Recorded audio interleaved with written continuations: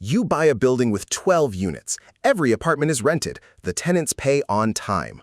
On paper, you did everything right, and the math should be simple. 12 rent checks come in, 1 mortgage payment goes out, and the difference is yours. That's the story people tell themselves before they buy their first small apartment building. It's clean, it's intuitive, and it's almost never how it actually works. Here's the problem with that arithmetic. It only accounts for 2 numbers, rent and mortgage, when a working apartment building actually runs on somewhere between 8 and 12 separate financial pressures at once, most of which never show up in the listing photos or the sales pitch. Property taxes that get reassessed from moment you buy at a higher price than the previous owner paid. Insurance premiums that have risen sharply across much of the country in recent years, especially in markets exposed to storms, wildfire, or flooding. Water and sewer bills tied to a leak you can't see yet. A roof that's fine today and isn't fine in 18 months. None of that goes away because the units are occupied. In fact, occupancy is the thing that hides it best. To understand why, you need one concept that almost nobody explains before people sign the loan documents: net operating income, or NOI. It sounds like jargon, but it's really just the honest version of the math the fantasy skipped. NOI is what's left of the rent after you pay every operating cost required to keep the building running. Taxes, insurance, repairs, management, utilities the landlord covers, vacancy losses, but before you've paid a single dollar toward the mortgage. Investors and lenders care about NOI more than almost any other number because it tells you what the building itself actually produces, independent of how it was financed. The mortgage payment comes after that, out of whatever NOI is left. And this is where a rule of thumb that circulates among real estate investors becomes useful, even though it's a simplification. Operating expenses on a residential rental property typically consume somewhere around half of the gross rent, before any debt payment is considered. Half. Not the 10 or 15% that a spreadsheet built purely around rent minus mortgage implicitly assumes. If a 12-unit building brings in $180,000 a year in rent, a realistic starting assumption is that roughly $90,000 of that disappears into taxes, insurance, maintenance, vacancy, and management before the mortgage is even in the conversation. Whatever's left has to cover the loan. If it doesn't, the building isn't an asset that month. It's a liability wearing an asset's clothing. This is the first real reveal, and it's the one that changes how everything else in this video should be understood. A fully rented building can still lose money every single month. Full occupancy proves that tenants exist. It says nothing about whether the rent they're paying covers what the building actually costs to run, plus what's owed on the loan.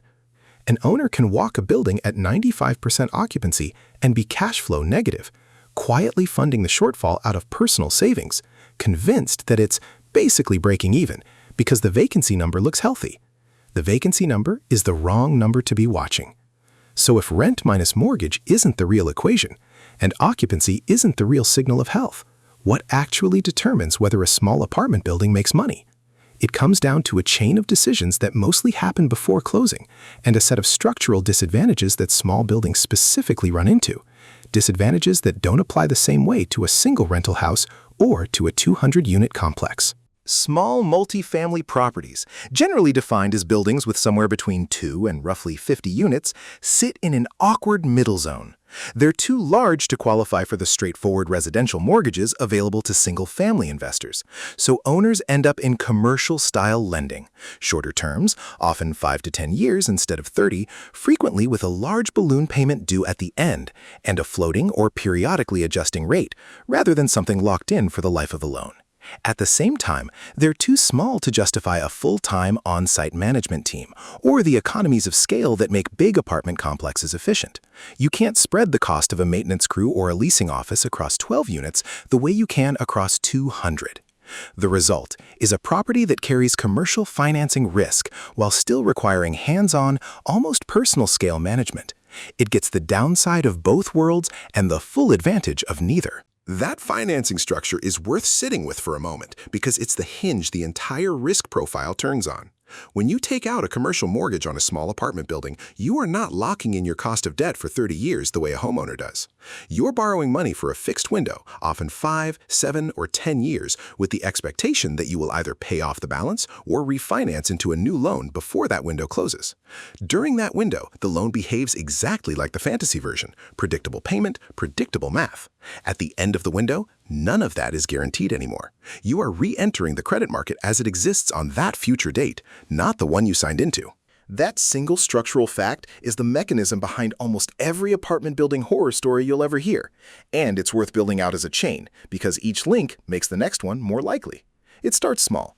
A property owner defers a repair, a roof, aging plumbing, an HVAC system nearing the end of its life, because cash flow is already thin and the building is fine for now.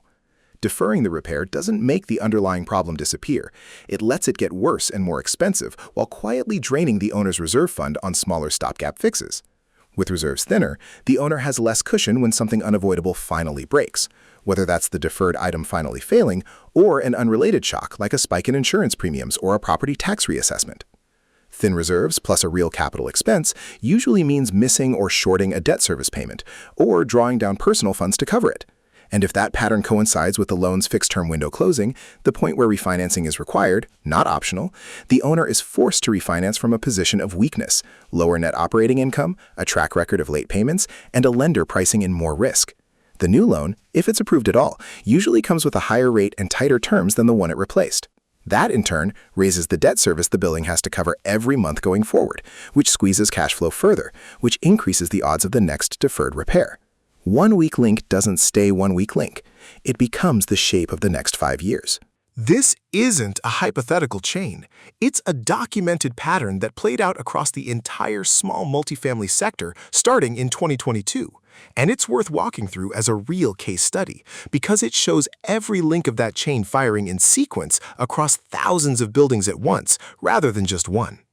Between 2020 and 2022, financing was unusually cheap.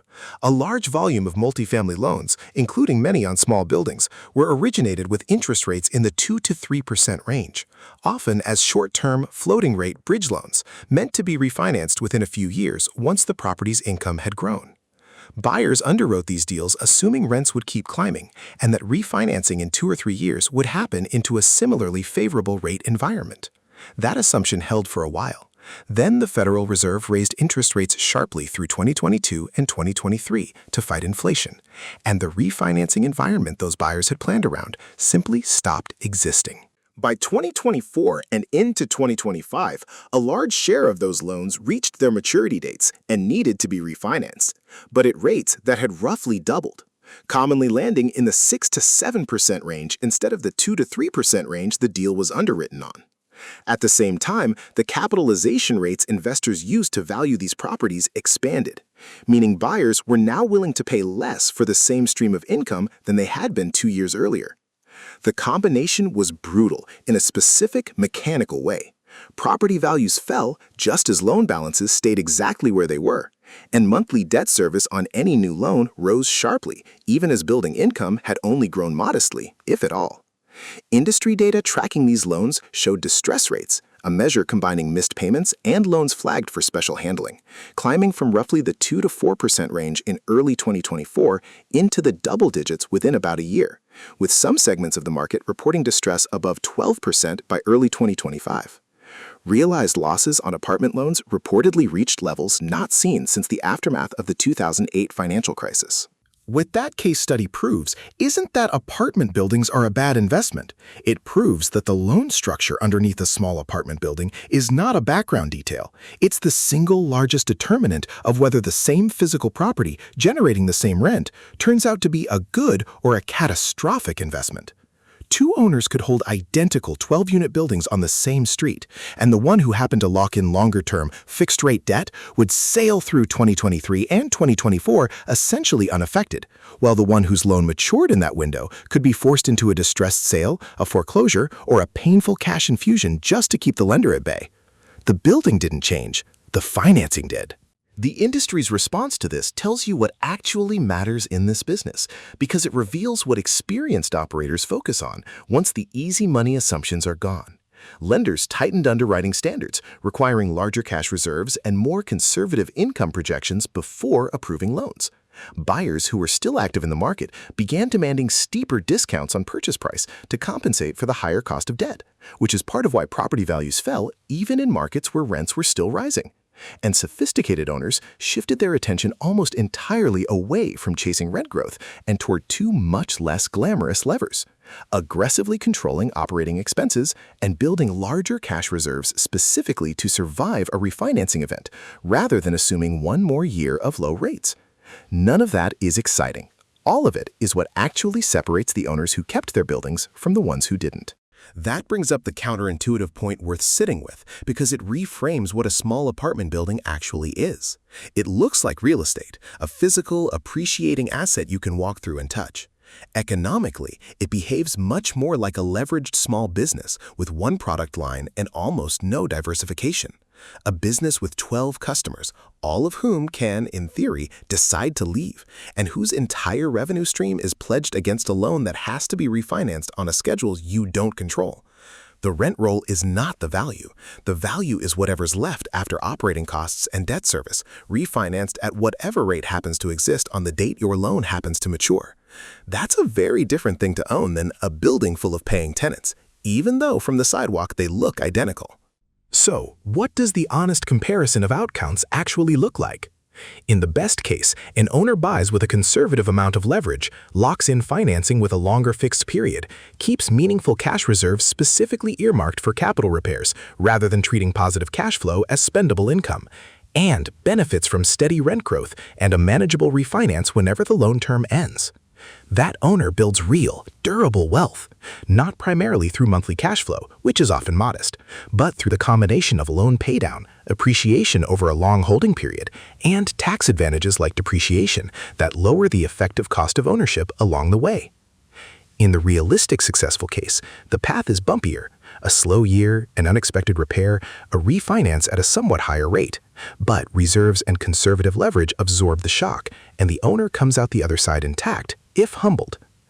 In the realistic negative case, thin reserves and aggressive leverage mean a single unexpected expense or a poorly timed refinance turns a profitable-looking property into a cash drain, forcing the owner to either inject personal capital indefinitely or sell at a loss into a weak market. And in the failure scenario, the one that played out for a meaningful share of owners between 2023 and 2025, the loan simply can't be refinanced on terms the property can support, and the building is lost to foreclosure or an emergency sale, often to a well-capitalized buyer who can pay cash or absorb the higher rate, purchasing at exactly the discount the previous owner's distress created. Go back to the beginning of this video, to the picture of 12 rent checks coming in and one mortgage payment going out. That picture isn't false. It's just incomplete in the one place that determines everything. It treats the mortgage as fixed and permanent, when for most small apartment buildings, it's temporary and about to be renegotiated on a date the market controls, not the owner. It treats a full building as a healthy building, when full and profitable are two different conditions that can exist independently of each other. And it treats the rent roll as the source of value, when the real source of value is the spread between what a building earns after real operating costs and what its debt costs on whatever day that debt has to be refinanced. A small apartment building isn't a rent collection machine. It's a leveraged bet on your own discipline, on reserves you didn't spend, on repairs you didn't defer, and on financing you structured to survive a future you can't predict. The units are just where that bet happens to be standing.